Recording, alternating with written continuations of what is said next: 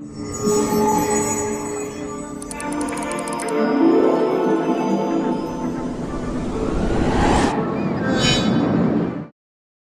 This is जय and welcome to मैनसॉफ्ट। ये हमारा चैप्टर 3 का लेक्चर 9 और आज इस लेक्चर में हम कॉन्सेप्ट को मास्टर करने वाले हैं, रेशनल नंबर और इरेशनल नंबर। यानी इस वीडियो लेक्चर के बाद ना आपको रेशनल और इरेशनल नंबर के बीच का जो डिफरेंस है वो बिल्कुल क्रिस्टल क्लियर हो जाएगा। यहाँ पे हम देखेंगे डेसिमल एक्सपेंशन जो कि सिग्नेचर है।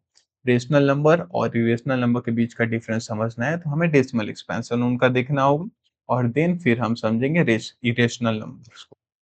तो चलो एक एक करके स्टार्ट करते हैं।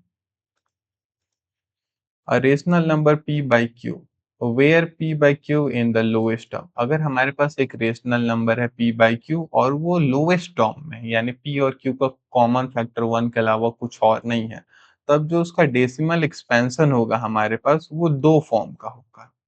यानी हमारे पास एक रेशनल नंबर है p बाई q और p by q lowest form में है यानी p और q कोप्राइम है। तो जो इसका डेसिमल एक्सपेंशन होगा, इस रेशनल नंबर का डेसिमल एक्सपेंशन वो दो टाइप का हो सकता है। आइदर वो टर्मिनेट कर सकता है डेसिमल वैल्यू या फिर रेकर कर सकता है। टर्मिनेट मतलब खत्म हो सकता है और रेकर मतलब खत्म नहीं होगा, एक सिंगल डिजिट या फिर एक ब्लॉक उसका रिपीट होता रहेगा। एक एग्जांपल के साथ समझते हैं। ये है हमारा 1/2 रेशनल नंबर और इधर हमारे पास एक रेशनल नंबर है 1/3। अब ये दोनों हमारे सिंपलेस्ट फॉर्म में है, राइट। तो इसका डेसिमल एक्सपेंशन निकालोगे 1/2 का तो ये होगा हमारा 0.5 और 1/3 का निकालोगे डेसिमल वैल्यू मतलब 1 को डिवाइड करना है 3 के साथ। तो 300, यहाँ पे 1 पॉइंट लगाओगे ये चीज 10 बन जाएगा। 3 3 9, 1 बचा, पॉइंट था ऊपर में डेसिमल पॉइंट तो ये बन गया 0। फिर 3 3 9, यहाँ पे अगेन 1 बचेगा और ये चीज ना रिपीट होता रहेगा 3 3 3 3 3 3 इंफिनिटी तक चलता जाएगा। मीन्स 1/3 का जो डेसिमल एक्सपेंशन है हमारा वो होगा 0.33333, ये चीज इंफिनिटी तक रिपीट हो जाएगा। इसे हम ऐसे भी लिख सकते हैं 0.3 और इसके सर के ऊपर बार। बार का मतलब कि 3 रेकरिंग हो रहा है, 3 हमारा रिपीट हो रहा है। तो ये जो रेशनल नंबर है इनके डेसिमल एक्सपेंशन दो टाइप के होंगे। एक तो भैया टर्मिनेट हो जा रहा है हमारा, यानी कुछ डेसिमल प्लेस के बाद ये चीज का एग्जैक्ट वैल्यू आ जा रहा है, तो इसको बोलेंगे ये है हमारा टर्मिनेटिंग डेसिमल एक्सपेंशन। अब इधर में ये डेसिमल एक्सपेंशन तो खत्म नहीं हो रहा है, इन्फिनिटी की ओर जा रहा है, यानी ये तो नॉन टर्मिनेटिंग है। बट यहाँ पे ना ये 3 रिपीट हो रहा है। ये जो 3 के ऊपर बार हमने लगाया है मतलब 3 रिपीट हो रहा है, तो इसे बोल सकते हैं non terminating but repeating. Non terminating but repeating. यहाँ पे डेसिमल वैल्यू हमारा टर्मिनेट नहीं हो रहा है लेकिन रिपीट हो रहा है। तो हमारे पास जो रेशनल नंबर है उसका डेसिमल एक्सपेंशन दो तरीके का हो सकता है। आइदर वो टर्मिनेट कर जाएगा यानी खत्म हो जाएगा कुछ प्लेसेस के बाद, और नहीं तो खत्म नहीं होगा तो रिपीट होगा। तो अब एक एक करके समझते हैं कि अगर हमारे पास कोई रेशनल नंबर गिवन है तो उसका डेसिमल वैल्यू टर्मिनेट होगा या फिर रिपीट होगा, ये चीज हम कैसे आइडेंटिफाई करेंगे। हर बार तो हम डिवीजन करेंगे नहीं, तो इसी के लिए यहाँ पे हमारे पास दो रूल्स हैं। देखो, अगर हमारा रेशनल नंबर का डेसिमल एक्सपेंशन टर्मिनेट होगा, यानी ये जो हमारे पास रेशनल नंबर है p बाई क्यू, अगर इसका डेसिमल एक्सपेंशन टर्मिनेट होगा तो जो नीचे में q है यानी जो डेनोमिनेटर है इसका प्राइम फैक्टराइजेशन करोगे तो इसमें 2 का मल्टीपल मिलेगा या तो 5 का मल्टीपल मिलेगा, और नहीं तो 2 और 5 दोनों का मल्टीपल मिलेगा। क्लियर है। एग्जाम्पल के साथ देखो, हमने किया था 1/2 का डेसिमल एक्सपेंशन। 1/2 का डेसिमल एक्सपेंशन टर्मिनेट हो चुका था, यानी नीचे जो डिनोमिनेटर 2 है इसका प्राइम फैक्टराइजेशन में 2 था, और 2 था मीन्स उस रेशनल नंबर का डेसिमल एक्सपेंशन टर्मिनेट कर जाएगा। If the prime factorization of a q contain only 2's and or 5's, यानी 2 का मल्टीपल 5 का मल्टीपल या 2 और 5 दोनों का मल्टीपल, क्यू में डिनोमिनेटर के प्राइम फैक्टराइजेशन में, तो वो रेशनल नंबर का डेसिमल एक्सपेंशन टर्मिनेट कर जाएगा। एग्जांपल है हमारे पास 3/8। अब 3/8 के लिए हम डिवीजन नहीं करेंगे, हम सिंपली देखेंगे इसका डिनोमिनेटर का प्राइम फैक्टराइजेशन जो कि है 2 का power 3, 2 to the 4 to the 8, यानी यहाँ पे 2 का मल्टीपल है प्राइम फैक्टराइजेशन में, 2 का मल्टीपल है मतलब इसका डेसिमल एक्सपेंशन टर्मिनेट कर जाएगा, यानी 5 के बाद खत्म हो चुका है ये चीज। ठीक है, सिंस 8 इक्वल टू 2 का पावर 3 द डेसिमल टर्मिनेट्स। वैसे एक और है 7/20, तो डिवीजन किए बिना हम सिर्फ डिनोमिनेटर के प्राइम फैक्टर देखेंगे, यानी ये होगा 2 का पावर 2 इंटू 5 का पावर 1। अब यहाँ पे 2 और 5 दोनों हैं, 2 और 5 अगर दोनों है इसके प्राइम फैक्टराइजेशन में, मतलब ये डेसिमल एक्सपेंशन अगेन टर्मिनेट कर जाएगा। सिंस 20 इक्वल टू 2 का power 2 into 5 the decimal expansion terminates. तो यहाँ से ये चीज आपको क्लियर हो चुका कि देखो हमारे पास जो गिवन रेशनल नंबर है हम उसको डिवीजन करके डेसिमल एक्सपेंशन नहीं देखेंगे, टर्मिनेट कर रहा है कि रिपीट कर रहा है, जस्ट उसका डिनोमिनेटर देखेंगे और उस डिनोमिनेटर के प्राइम फैक्टराइजेशन, यानी डिनोमिनेटर के प्राइम फैक्टराइजेशन में अगर 2 होगा, 5 होगा या 2 और 5 दोनों होगा मल्टीपल उसके, तो वो चीज टर्मिनेट कर जाएगा, वो रेशनल नंबर हमारा टर्मिनेट कर जाएगा। अब दूसरा कंडीशन देखते हैं कि अगर 2 और 5 नीचे प्राइम फैक्टराइजेशन में नहीं है तो फिर क्या होगा, तो उस केस में हमारा डेसिमल एक्सपेंशन नॉन टर्मिनेटिंग या फिर सिंपली रिपीटिंग हो जाएगा। एग्जाम्पल है हमारे पास 1/3। अब ये 1/3 में नीचे 3 है इसका डिनोमिनेटर और 3 का प्राइम फैक्टराइजेशन करोगे तो इसमें सिंपली 3 आएगा। 2 और 5 या 2 5 दोनों साथ में नहीं आ रहे हैं। If q has any prime factor other than 2 और 5 means ये होगा नॉन टर्मिनेटिंग और रिपीटिंग डेसिमल। ये हो गया हमारा सिंपल सा रूल। एक और एग्जांपल है 5/12। 5/12 यानी 2 का प्राइम फैक्टराइजेशन करोगे तो यहाँ पे आएगा 2 का पावर 2 इंटू 3 का पावर 1। अब इसके जो प्राइम फैक्टराइजेशन इसमें 2 का पावर 2 है लेकिन साथ में 3 का पावर 1 भी है, तो 2 और 5 का पेयर या फिर सिंपली इकलौता 2 नहीं है। अब इकलौता 2 नहीं है यानी ये चीज हमारा रिपीट करता जाएगा, नॉन टर्मिनेटिंग, और यहाँ पे 6 हमारा रिपीट होता जा रहा है।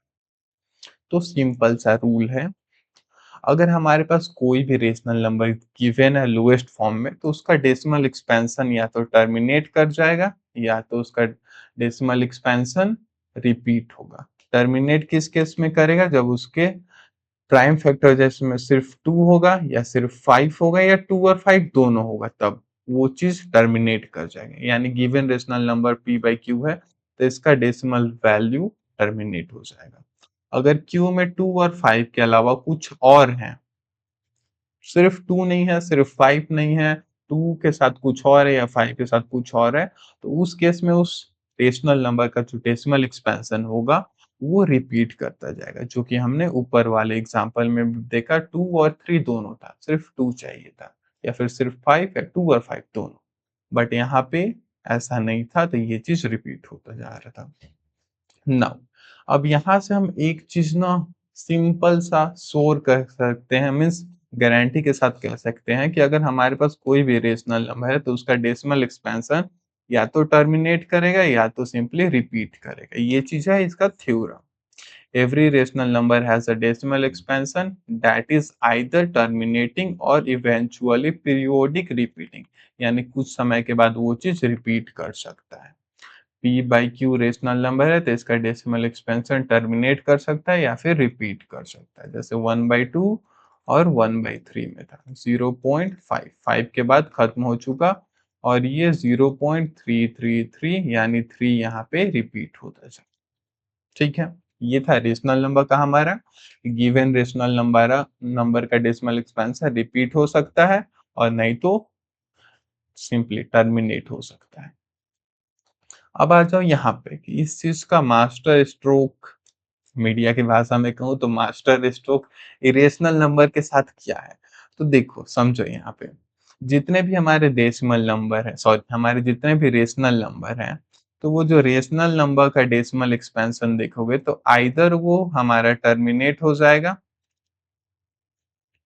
अगर टर्मिनेट नहीं होता है, टर्मिनेट हो जाएगा, अगर टर्मिनेट नहीं होता है नॉन टर्मिनेटिंग, तो फिर वो रिपीट होगा, रिपीट होगा। बट जब इरेशनल नंबर को ध्यान से देखोगे ना, तो इरेशनल नंबर में ऐसा कुछ नहीं होता है। इरेशनल नंबर का जो डेसिमल एक्सपेंशन है, ना ही तो वो टर्मिनेट होता है, नॉन टर्मिनेटिंग, टर्मिनेटिंग, और ये चीज रिपीट भी नहीं होगा। Non terminating and non repeating, non repeating.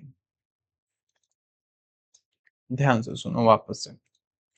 अगर हमारे पास रेशनल नंबर है तो उसका डेसिमल एक्सपेंशन दो टाइप का हो सकता है, या तो टर्मिनेट कर जाएगा जैसे 1/2 वाले में देखे थे, और नहीं तो टर्मिनेट नहीं करेगा तो रिपीट करेगा, 1/3 वाले में देखे थे एग्जाम्पल यहाँ पे। ये शायद बोर्ड फ्रीज हो चुका है, 1 मिनट बस रुक जाना। इसको कुछ ज्यादा ही गर्मी लग रहा है, राइट।